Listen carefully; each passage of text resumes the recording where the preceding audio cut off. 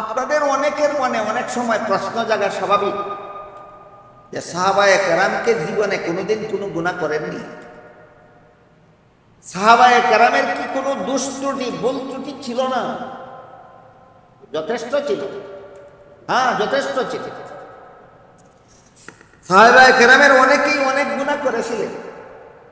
সাহাবায়ে কেরামের অনেকেই অনেক ভুল করেছিলেন, ত্রুটি বিচ্যুতি করেছিলেন। এরকম একটা ভুল ত্রুটির ঘটনা আপনাদের শোনাই, এরপরে আপনি সমালোচনাটা করবেন। সাহাবাদের একটা ভুলের কথা বলি, ভুলের ঘটনা শোনার পরে সমালোচনাটা করবেন।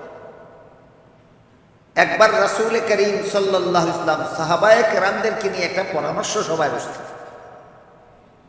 পরামর্শ সভায় প্রত্যেক সদস্য যার যার মতামত স্বাধীনভাবে ব্যক্ত করার অধিকার আছে। নিয়ম, পরামর্শ সভার প্রতিটি সদস্যের অধিকার আছে তার নিজস্ব মতামত স্বাধীনভাবে ব্যক্ত করার। এমত অবস্থায় দুইজন সাহাবী নিজের স্বাধীন মতামত ব্যক্ত করতে গিয়া তাদের মধ্যে একটু কথা কাটাকাটি হয়ে গেল। আর দুজনের মধ্যে যখন কথা কাটাকাটি হয় তখন অলক্ষেই নিজের বেখিয়ালেই গলার আওয়াজ একটু চড়া হয়ে যায়। এই দুইজন সাহাবী পরস্পরে কথা কাটাকাটি করতে গিয়া গলার আওয়াজ একটু বড় হয়ে গেল। তখন আল্লাহ পাক রব্বুল আলামিন সতর্ক করে দিয়ে আয়াত নাযিল করে বলেন, ইয়া আইয়ুহাল্লাযীনা আমানু লা তারফাউ আসওয়াতাকুম ফাওকা সাওতিন নাবী ওয়ালা তাজহারু লাহু বিল কাওলি কাজাহরি বাযিকুম লিবাযিন আন তাহবাতা আমালুকুম ওয়া আনতুম লা তাশকুরুন। হাফিজ সাহেবদের জিজ্ঞাসা করবেন, এটা হলো সূরা হুজুরাতের 2 নম্বর আয়াত। এখানে আল্লাহ বলেন, হে মুমিন মুসলমানেরা, নবী যেখানে উপস্থিত তোমার সামনে, বলুন তো নবী কোন সমস্ত মুমিন মুসলমানদের সামনে উপস্থিত ছিলেন? নবী যেখানে উপস্থিত সেখানে তোমরা উচ্চস্বরে কথা বলবে দূরের কথা। তোমরা পরস্পরে একে অপরের সাথে যে আওয়াজে কথা বলো এইরকম স্বাভাবিক আওয়াজেও যদি কথা বলো, আর তোমার গলার আওয়াজের কারণে যদি নবীর কষ্ট হয় তাহলে নবীর সাথে এমন চরম বেয়াদবি হবে যে বেয়াদবির পরিণতিতে তোমার সারা জিন্দেগির সমস্ত বন্দেগি বরবাদ হয়ে যাবে, অথচ তোমরা তা টের পাবে না। বলেন তো কার ভুলের প্রতিবাদে আল্লাহ সূরা হুজুরাতের 2 নম্বর আয়াত নাযিল করেছিলেন? সাহাবাদের। কি ভুল ছিল? গলার আওয়াজ বড় হয়ে গেছে। নবীর দরবারে কথা বলতে গিয়ে গলার আওয়াজ বড় হয়ে গেছে। আল্লাহ প্রতিবাদ করে আয়াত নাযিল করে। এই আয়াত নাযিল হওয়ার পর সাহাবায়ে কেরামের অবস্থা এমন হয়েছিল, নবীর দরবারে গেলে নবী কোনো কথা জিজ্ঞাসা করলে অনেক সময় এত আস্তে জবাব দিতেন যে নবী অনেক সময় বুঝতেই পারতেন না। সংশোধন হয়েছিলেন কি পরিমাণ? শতকরা 99 ভাগ। আপনারা বলেন 100 ভাগ, আমি বলি 101 ভাগ। যদি এত আস্তে জবাব দিতেন যে নবী কোন রকম বুঝতে পারতেন, এটার 100 ভাগ বলা যেত। এত আস্তে জবাব দেন নবী বুঝতেই পারেন না, এটা 100-র উপরে। সাহাবায়ে কেরামের এই সংশোধন হওয়ার উপর সন্তুষ্ট হয়ে আল্লাহ 3 নম্বর আয়াত নাযিল করেন। 3 নম্বর আয়াত নাযিল করে বলেন,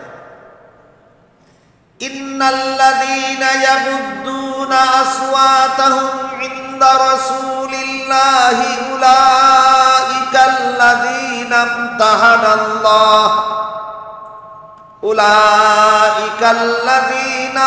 ইমতাহানাল্লাহু কুলুবাহুম লিত্তাকওয়া লাহুম মাগফিরাতুন ওয়া আজরুন আযীম। এর অর্থ হলো, আল্লাহ বলেন, এটা কোন সূরার কত নম্বর আয়াত? হুজুরাতের 3 নম্বর আয়াত। আল্লাহ বলেন নিশ্চয়ই যারা নবীর রাসূলের দরবারে আসতে কথা বলে। আগের আয়াত বুঝে থাকলে বলুন, আগের আয়াত নাজিল হওয়ার পরে রাসূলের দরবারে আসতে কথা বলে কারা? আল্লাহ বলেন নিশ্চয়ই যারা রাসূলের দরবারে আসতে কথা বলে। আল্লাহ এদের অন্তরকে তাকওয়ার ব্যাপারে পরীক্ষা করেছে। উলাইকাল্লাযীনা ইমতাহানাল্লাহু কুলুবাহুম লিত্তাকওয়া লাহুম মাগফিরাতুন। এই দুইটা শব্দ মনে রাখবেন, লাহুম মাগফিরাতুন, লাহুম মাগফিরাতুন, লাহুম মাগফিরাতুন। এরা যেই রকম সংশোধন হওয়া হয়েছে, এদের সংশোধন হওয়ার উপর আমি আল্লাহ সন্তুষ্ট হয়ে যত ত্রুটি বিচ্যুতি ভুল খাতা গুনাহ করেছিল মাফ করে দিলাম, মাফ করে দিলাম, মাফ করে দিলাম।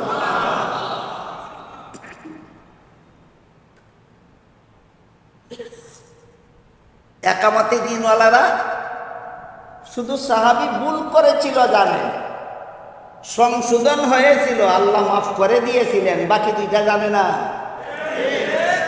জানে না, না মানে না?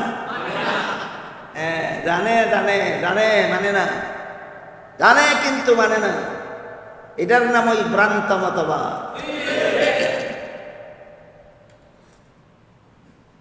দেখেন সাহাবায়ে কেরামের একটা দোষের কথা আপনাদের সামনে ব্যক্ত করলো।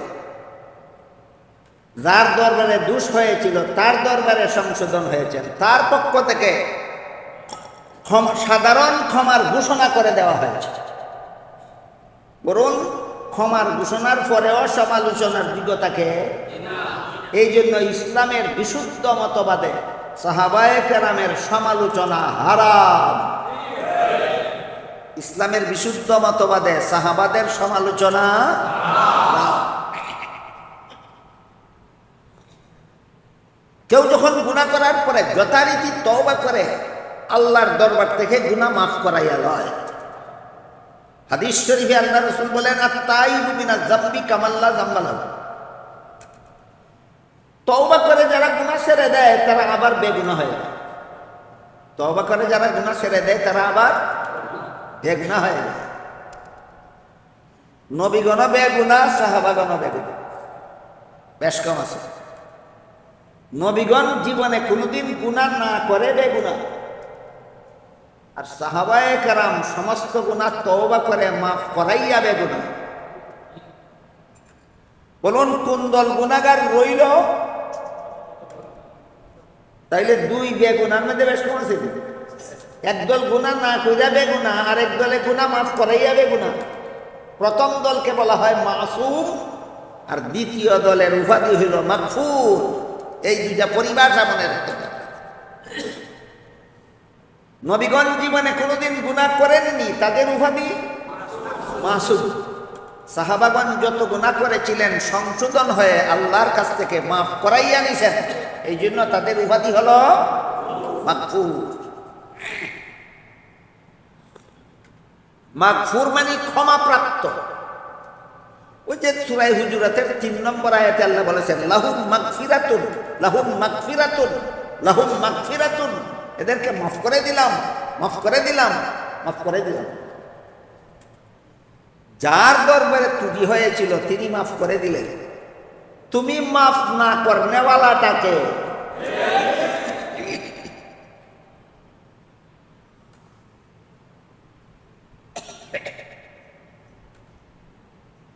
অন্য আয়াতে আল্লাহ পাক রব্বুল আলামিন বলেন, মুহাম্মাদুর রাসূলুল্লাহ ওয়াল্লাযীনা মাহু আশিদ্দাউ আলাল কুফফারি রুহামাউ বাইনাহুম। মুহাম্মাদুর রাসূলুল্লাহ এবং তার সঙ্গী সাথীগণ। একটু দয়া করে বলবেন মুহাম্মাদুর রাসূলুল্লাহর সঙ্গী সাথীগণ কারা? হ্যাঁ, মুহাম্মাদুর রাসূলুল্লাহর সঙ্গী সাথীগণ।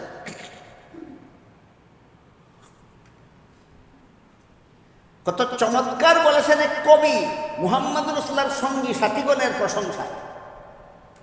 তিনি বলেন, দুরফেশানি নে তেরি কতরোं को दरिया कर दिया, दुर्फशानी ने तेरी कतरों को दरिया कर दिया, दिल को रोशन कर दिया, आंखों को बीना कर दिया। खुद न तेजू राह पर गैरों के हादी बन गए, क्या नजर थी जिसने मुर्दों को मसीहा कर दिया।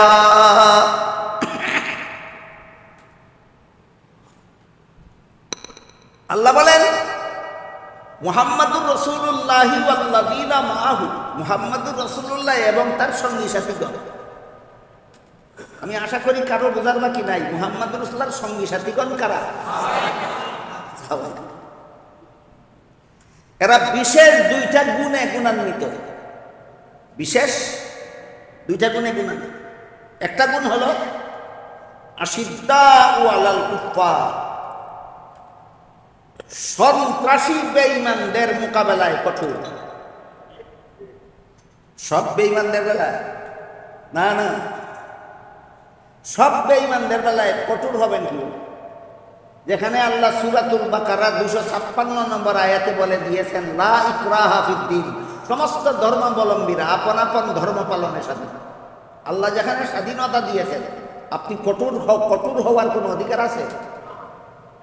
কাজেই ও মুসলমানরা দুই প্রকার, এক প্রকার হইল শান্তিপ্রিয় অমুসলমান, আর এক প্রকার হইল সন্ত্রাসী অমুসলমান।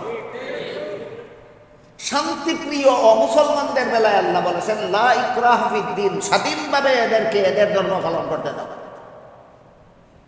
আর সন্ত্রাসী অমুসলমানদের বেলায় আল্লাহ বলেন মুহাম্মাদুর রাসূলুল্লাহি ওয়াল্লাযীনা মাআহু আশিদ্দাউ আলাল কুফফারি রুহামাউ বাইনাহুম। মুহাম্মাদুর রাসূলুল্লাহ এবং তার সঙ্গী সাথীগণ দুইটা বিশেষ গুণে গুণান্বিত। এক নম্বর গুণ হলো সন্ত্রাসী বেঈমানদের বেলায় কঠোর, সন্ত্রাসী বেঈমানদের বেলায়। দ্বিতীয় গুণ হলো রুহামাউ বাইনাহুম, নিজেরা পরস্পরে সদয়, একে অপরের প্রতি সদয়। মুহাম্মাদুর রাসূলুল্লাহ এবং তার সঙ্গী সাথীগণের বিশেষ দুই গুণের প্রথম গুণ হলো সন্ত্রাসী বেঈমানদের মোকাবেলায় কঠোর, আর নিজেদের বেলায় পরস্পরে সদয়। এই যে বিশেষ দুইটা গুণের কথা আল্লাহ নবীর সমস্ত সঙ্গী সাথীগণের বেলায় উল্লেখ করেছেন। এই দুইটা গুণ থেকে বঞ্চিত ছিলেন হযরত মুয়াবিয়া। আল্লাহর কোরআনে ঘোষিত সাহাবাদের দুই গুণ থেকে মুয়াবিয়া বঞ্চিত ছিলেন। মুয়াবিয়া কতটুকু বঞ্চিত ছিলেন এবার একটা কাহিনী বলি শুনুন। একবার মুনাফিকরা চক্রান্তের মাধ্যমে হযরত আলী এবং হযরত মুয়াবিয়ার মধ্যে একটা বিরোধ বাঁধায় দিল। এই চক্রান্তের ইতিহাস অনেক লম্বা। মুনাফিকদের চক্রান্ত বুঝতে পেরে আলী মুয়াবিয়া আপোষের বৈঠকে বসেছে। আলীর পক্ষে যে সৈনিক ছিল তারাও বৈঠকে উপস্থিত ছিল, মুয়াবিয়ার পক্ষে যে যারা সৈনিক ছিল তারাও বৈঠকে উপস্থিত ছিল। বসা মাত্রই দেখা গেল কারো ভিতরে কারো প্রতি কোনো হিংসা বিদ্বেষ নেই, শুধু মুনাফিকদের ভুল বুঝাবার কারণে বিরোধটা সৃষ্টি হয়েছিল। কাজেই তারা আপোষ মীমাংসায় নিষ্পত্তি করে আলী মুয়াবিয়া দুজন বৈঠক থেকে উঠেছে। মুনাফিকরা দেখল এই দুইজনের মধ্যে বিরোধ বাঁধাইছিলাম, দুইজনে আপোষ করে নিছে, এখন সমাজে আমরা সমাজের মারামারি কাটাকাটি বজায় রাখবো কিভাবে? কাজে এই আপোষ থাকতে দেওয়া যাবে না। আলী তার সেনাবাহিনী নিয়ে তার পথে রওনা হইলেন, মুয়াবিয়া তার সেনাবাহিনী নিয়ে তার পথে রওনা হইলেন রাতের অন্ধকারে। মুনাফিকের দল আলীর সেনাবাহিনীর উপর রাতের অন্ধকারে তীর নিক্ষেপ করতে লাগলো, মুনাফিকের দল মুয়াবিয়ার সেনাবাহিনীর উপর রাতের অন্ধকারে তীর নিক্ষেপ করতে লাগলো। আলীর সৈনিকরা মনে করলো দেখছো কত বড় ধোঁকাবাজি করলো আমাদের সাথে, মিটিংয়ে বসে বলে আপোষ আর বিদায়ের সময় মারলো তীর। বলুন তো মুয়াবিয়ার দলে তীর মারছিল না মুনাফিকের দলে? মুয়াবিয়ার দলের উপর আলীর দলে তীর মারছিল না মুনাফিকের দলে? এইভাবে মুনাফিকরা সাহাবায়ে কেরামের মধ্যে বিরোধ বাঁধাইত। আমি কি আপনাদেরকে মুনাফিকরা সাহাবাদের মধ্যে বিরোধ কিভাবে বাঁধাইত তার রূপরেখাটা বুঝাতে পারলাম? সাহাবারা পরস্পরে হিংসুক ছিলেন, এই জন্য বিরোধ ছিল না? মুনাফিকরা বিরোধ বাধাইতো? তারা ছিলেন পরস্পরে সদয়। এই পরস্পরে আলীর দল পরস্পরে সদয় ছিলেন, আলীও পরস্পরে সদয় ছিলেন, শুধু মুআবিয়া ছিলেন নিষ্ঠুর। নিষ্ঠুর না? তাইলে মুআবিয়ার একটা কাহিনী শুনুন।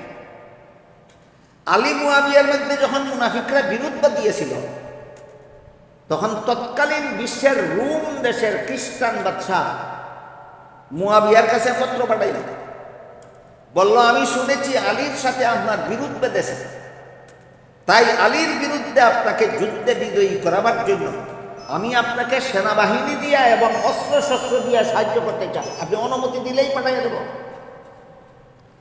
খ্রিস্টান বাদশাহ রোম দেশের আলীর বিরুদ্ধে সেনাবাহিনী দিয়া এবং অস্ত্র দিয়া মুআবিয়াকে সাহায্য করতে চায়, তিনি অনুমতি দিলেই পাঠাই দেবেন। চিঠির জবাবে মুআবিয়া লিখলেন, এই রোমের লাল কুত্তা, রোমের বাদশারে তিনি প্রথম সম্বোধনটাই করেছিলেন, এই রোমের লাল কুত্তা, এই রোমের লাল কুত্তা, আলী একজন মুসলমান, আমি মুআবিয়া একজন মুসলমান। আলীর সাথে আমার কোনো মতবিরোধ থাকলে সেটা একান্তই মুসলমানদের ঘরোয়া ব্যাপার। মুসলমানদের ঘরোয়া ব্যাপার নিয়ে দুনিয়ার কোনো ইহুদি খ্রিস্টান লাল কুত্তার নাক গলাবার অধিকার নেই। তুই যদি আলীর বিরুদ্ধে সেনাবাহিনী পাঠাস, আলীর পক্ষ হয়ে তোর বিরুদ্ধে সর্বপ্রথম অস্ত্র ধারণ করবো আমি মুআবিয়া। সুতরাং মুআবিয়া ছিলেন সাহাবাদের মধ্যে নিষ্ঠুর না সদয়? এবার বলুন, কোরআনে আল্লাহ মুহাম্মদুর রাসূলুল্লাহ এবং সাহাবায়ে কেরামের কতটা বিশেষ গুণের কথা বলেছিলেন? একটা হলো সন্ত্রাসীদের বেলায় কঠোর, আরেকটা হলো নিজেদের বেলায় সদয়। সাহাবায়ে কেরামের বিশেষ 2 নম্বর যে গুণটা, মুহাম্মদুর রাসূলুল্লাহর 2 নম্বর যে গুণটা আল্লাহ কোরআনে বলেছেন, এই গুণটা মুআবিয়ার মধ্যে কিছু কম ছিল, অক্ষরে অক্ষরে বিদ্যমান ছিল। বর্তমান দুনিয়াতে যে সমস্ত একামতে দিনওয়ালারা সাহাবায়ে কেরামের সমালোচনা করে, এরা সবচেয়ে বেশি সমালোচনা করে হযরত মুআবিয়া। মুআবিয়া এই একামতে দিনওয়ালাদের দৃষ্টিতে সবচেয়ে বেশি খারাপ। তাদের ভাষায় এই সবচেয়ে খারাপ সাহাবীটার গুণ যদি বর্তমান দুনিয়ার মুসলমানদের কাছে থাকতো, ফিলিস্তিনি মুসলমানদের এই দুর্গতি হইত না। সবচেয়ে খারাপ সাহাবী মুআবিয়ার গুণটা যদি বর্তমান দুনিয়ার মুসলমানদের কাছে থাকতো, বার্মার মুসলমানদের এই দুর্গতি হইত না। তাহলে আল্লাহ পাক রব্বুল আলামিন পবিত্র কোরআনে মুহাম্মদুর রাসূলুল্লাহর যে 2 গুণের কথা উল্লেখ করেছেন, সমস্ত সাহাবায়ে কেরামের যে 2 গুণের কথা উল্লেখ করেছেন, পরিপূর্ণভাবে হযরত মুআবিয়ার মধ্যে বিদ্যমান ছিল।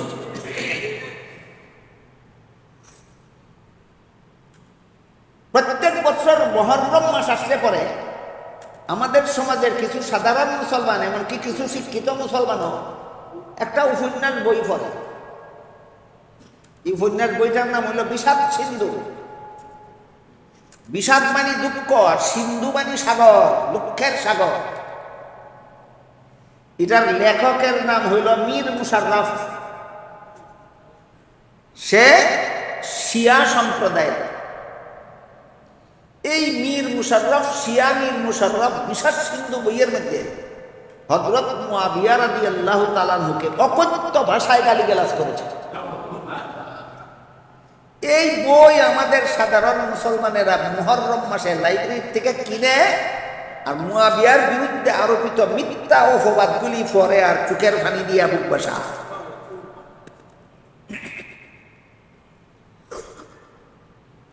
বলেন, যে বইয়ে সাহাবীকে দোষারোপ করা হয়েছে, গালিগালাজ করা হয়েছে, যে বইয়ে নবীর সাহাবীকে সমালোচনা করা হয়েছে, এমন বই পড়া মুসলমানদের জন্য হালাল না হারাম? হারাম। আমাকে আজকে একজন হিতাকাঙ্ক্ষী পরামর্শ দিয়েছে যে আপনি তো বলে যাচ্ছেন, শ্রোতাদের কর্তব্য কি সেটাও বলুন। আমি বলে যাচ্ছি, বিষাদ সিন্ধুর মধ্যে সাহাবীকে গালি দেওয়া হয়েছে, এই বই পড়া হারাম, আপনাদের কর্তব্য কি সেটাও আবার আমার বলে দিতে হবে? বলুন আপনাদের এই পর্যায়ে আপনাদের কোনো কর্তব্য নাই? কি কর্তব্য? ওই শুধু পড়বেন না, এটা কর্তব্য নয়। আমি বলতে চাই বিষাদ সিন্ধু আগুন দিয়ে জ্বালিয়ে দেবেন।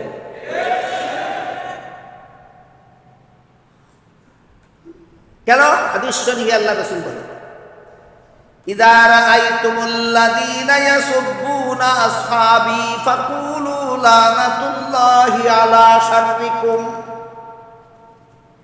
আমার সাহাবাগণের সমালোচনা যারা করে, এদেরকে যদি দেখতে পাও, রাসূল বলেন বলে দিও আমার সাহাবা সমালোচকদের উপর আল্লাহর লানত।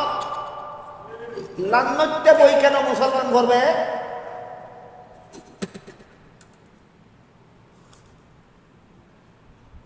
আমাদের করতে হয় শয়তানি কথাগুলির দাঁত ভাঙ্গা জবাব দেওয়ার জন্য। আপনারা শয়তানি কোন কোন কথাটার মধ্যে কি পরিমাণ শয়তানি আছে বুঝবেনও না, জবাব দিবেন দূরের কথা, ভ্রান্ত মতবাদে বিশ্বাসী হয়ে নিজেদের ঈমান বরবাদ করে ফেলে। এই জন্য আপনাদের জন্য পড়া হালাল হবে না। এক হাদিসে আল্লাহ রাসূল বলেন, যে ব্যক্তি আমার সাহাবাদের সমালোচনা করবে সে আসলে আমি রাসূলের এই সমালোচনা করে, আর যে আমি রাসূলের সমালোচনা করে সে আসলে আল্লাহর এই সমালোচনা করে। আর যে আল্লাহর সমালোচনা করে তার মরতে কিছুদিন দেরি হতে পারে, কিন্তু আল্লাহ তাকে গজবের হাতে ধরতে দেরি করবে না। আমাদের বোঝার ব্যাপার, সাহাবার সমালোচনাটা রাসূলের সমালোচনা